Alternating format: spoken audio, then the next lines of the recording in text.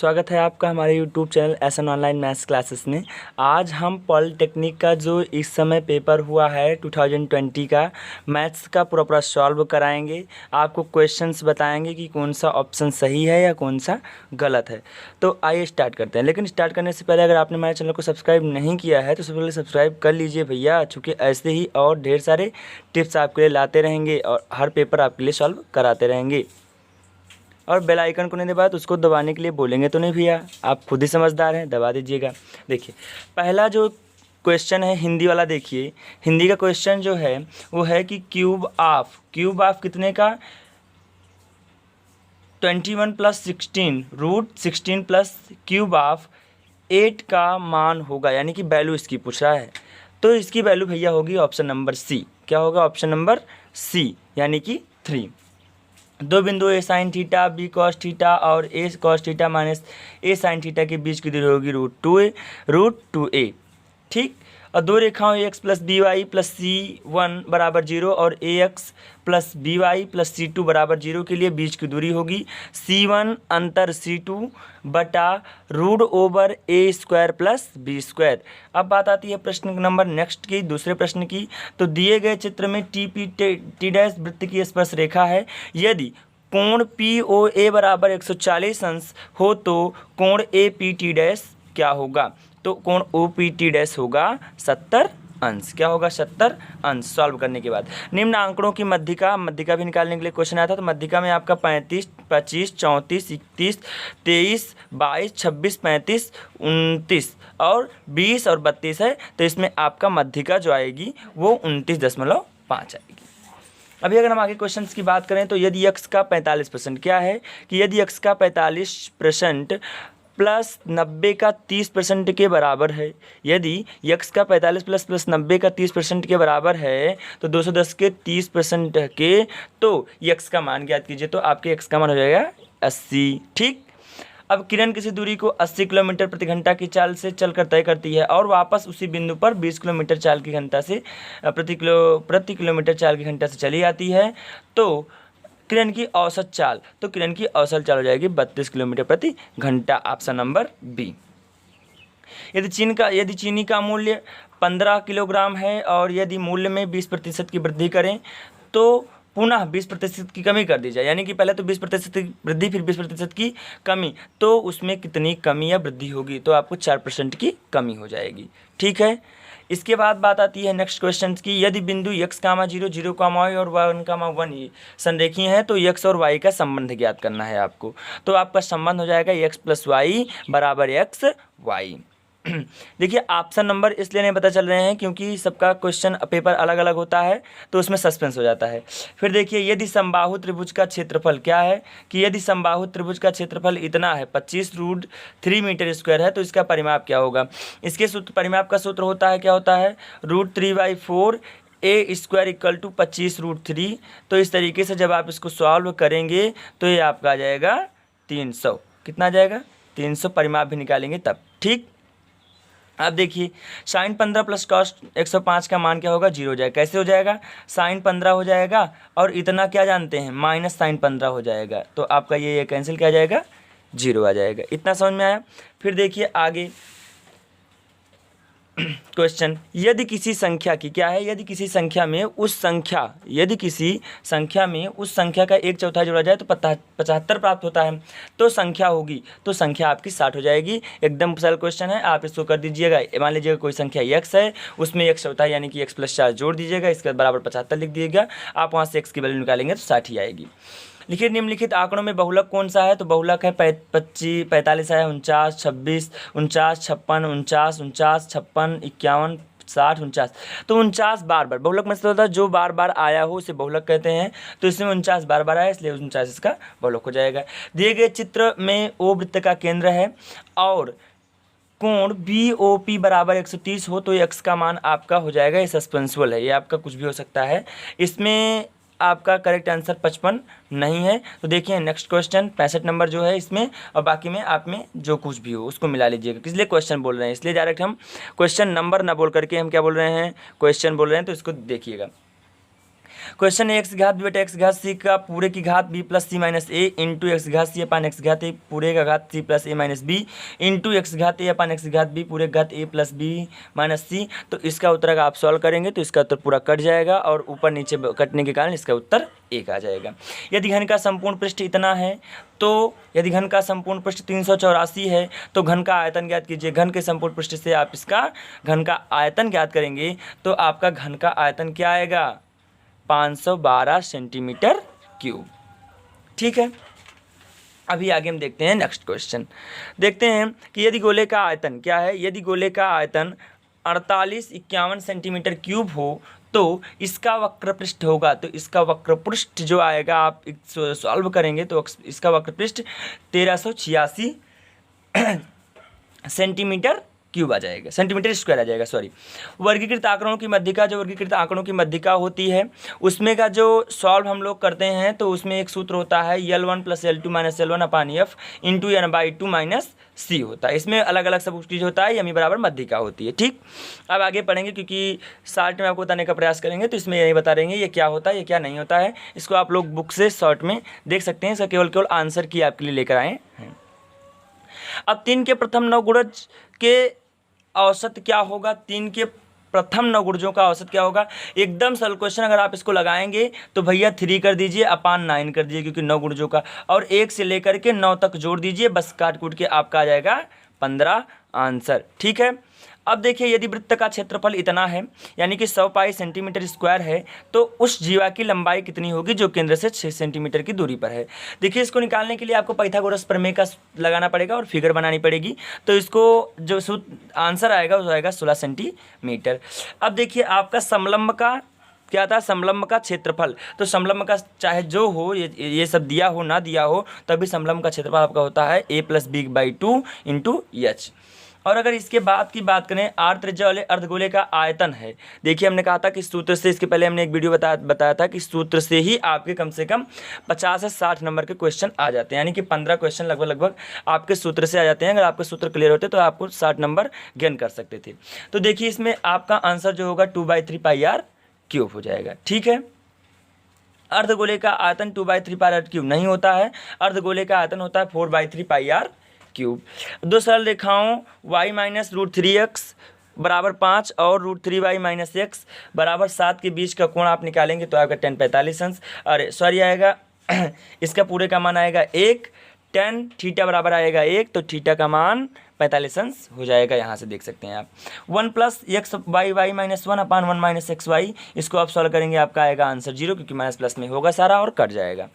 ठीक, अब देखिए यदि √2 sin 60 - x बराबर 1 हो तो आप जानते हैं जब इसको इधर ले जाएंगे पक्षांतर करेंगे sin 60 - x बराबर हो जाएगा 1/√2, तो 60 - x बराबर 45, तो आप 45 60 में से 45 घटाएंगे कितना आएगा 15, आपका ऑप्शन नंबर बी हो जाएगा इस क्वेश्चन में। अगर इसी में एक क्वेश्चन आ जाता है ऊंचाई और दूरी से रिलेटेड है ये क्वेश्चन। एक पतंग की डोरी 150 मीटर लंबी है जो 36 से 60 अंश का कोण बनाती है, तो पतंग की जमीन से ऊंचाई ज्ञात कीजिए। इसकी ऊंचाई कुछ नहीं, इसमें साइन थीटा का प्रयोग होगा, त्रिकोणमितीय अनुपात साइन का प्रयोग होगा, साइन 60 बराबर आप लिखेंगे लंब बटे कर्ण होता है साइन का मान, तो उसी अनुसार 75√3 आ जाएगा। लेकिन अगर इसी बात करें कि आपसे देखिए समबाहु त्रिभुज में आपकी बार आपके 8 नंबर के क्वेश्चन आए हैं, यानी कि 2 क्वेश्चन आया जिससे आपके 8 नंबर बनते हैं। तो एक समबाहु त्रिभुज का क्षेत्रफल 4√3 सेंटीमीटर स्क्वायर हो तो उसका परिमाप क्या होगा। मैंने फिर से एक बार इसको दोहरा दे रहा हूँ, 3√3/4 a² क्या होता है समबाहु त्रिभुज का क्षेत्रफल। अगर आपको क्षेत्रफल याद होता तो आप 8 नंबर गेन कर सकते थे और इस तरीके से इसका ऑप्शन नंबर सी यानी कि 12 सेंटीमीटर आ जाएगा। लेकिन अगर और आगे की बात करें द्विघात समीकरण से भी एक क्वेश्चन आया है। तो द्विघात समीकरण दिया है, द्विघात समीकरण x + 1/x = 10/3 का हल होगा। तो अगर आप इसको निकालेंगे तो इसका हल क्या आएगा 3/3, चूँकि यहाँ पे 3 रखेंगे यहाँ पे 3 रखेंगे तो जो संतुष्ट को जो 10/3 आ गया तो आपका क्या हो गया इसका मान यही हो जाएगा। तो 3 3 जा 9, 9 + 1 10/3 यानी कि इक्वल होगा। तो यानी कि इसका ऑप्शन से आप ही पता लगा सकते हैं कि इसका क्या आ जाएगा 3/3 × 3, आ जाएगा। लेकिन अगर इस तरीके से क्वेश्चन आया आपका लॉगरिथम का एक क्वेश्चन आया यानी लघुगणक का एक क्वेश्चन आ गया है log a b ∗ log a base to the B, log b base to the C, log c base to the a। इस तरीके के क्वेश्चन से अगर आ जाए तो आपको कुछ नहीं करना है, केवल केवल अगर ऑप्शन ए है कहीं पर तो उसी पे क्लिक कर देना है, यानी कि इसका ऑप्शन नंबर सी यानी कि एक इसका सही आंसर होगा। अब साइन 1875 का मान ज्ञात करना है। आप sine n theta plus sine n into 360 plus theta से इसकी वैल्यू प्राप्त कर सकते हैं। तो इसकी वैल्यू आ जाएगी साइन 75। जब पूरा सॉल्व करेंगे आप, साइन 75 की वैल्यू होती है √3 + 1/2√2। इसका ऑप्शन नंबर डी √3 + 1/2√2। दो शंकुओं के आयतनों का अनुपात इसमें दिया है। एक क्वेश्चन शंकु से भी आया, शंकु से कई क्वेश्चन उससे आए हैं लगभग, लेकिन इसके एकदम सरल सरल क्वेश्चन है। दो शंकुओं के आयतनों का अनुपात इतना है तथा यानी कि 1:4 है तथा उनके व्यास का अनुपात 4:5 हो, तो इनकी ऊंचाइयों का अनुपात आप ज्ञात करेंगे उसके सूत्र से। तो आपका जाएगा 25:64।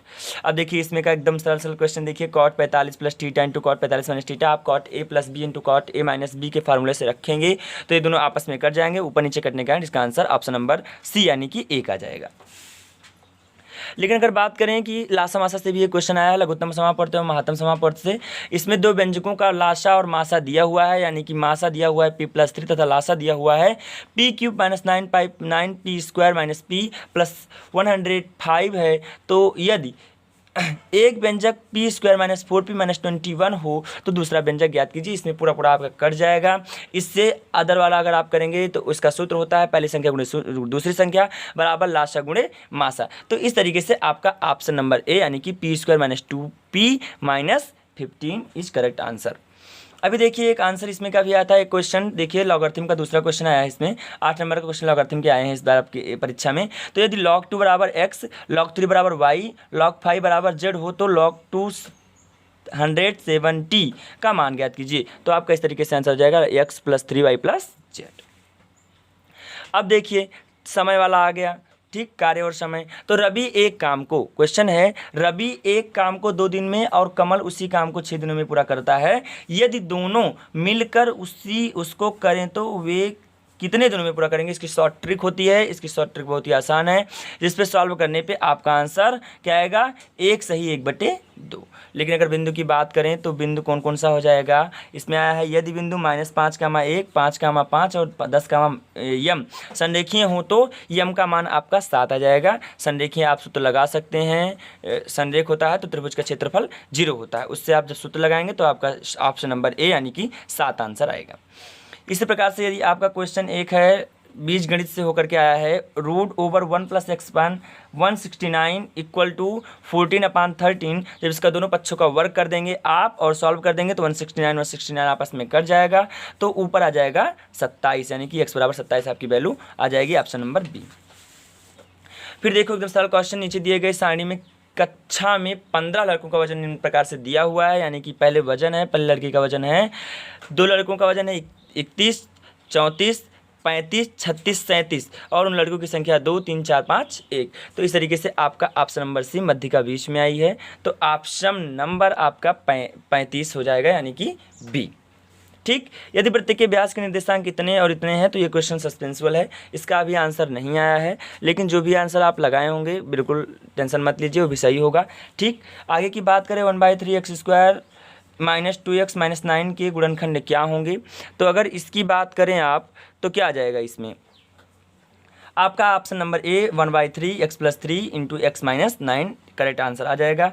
और अगर बात करें यदि a/x यदि a की घात 1/x = b की घात 1/y = c की घात 1/z तो b² = ac का मान, तो x + z का मान आपका 2i आ जाएगा। a/1/x = b की घात 1/y = c की घात 1/z को k मान करके आप इससे सॉल्व कर सकते हैं। एक लंबवृत्तीय शंकु की त्रिज्या और ऊंचाई का सूत्र आया है, इसको आप उसके सूत्र पर रख करके निकाल सकते हैं।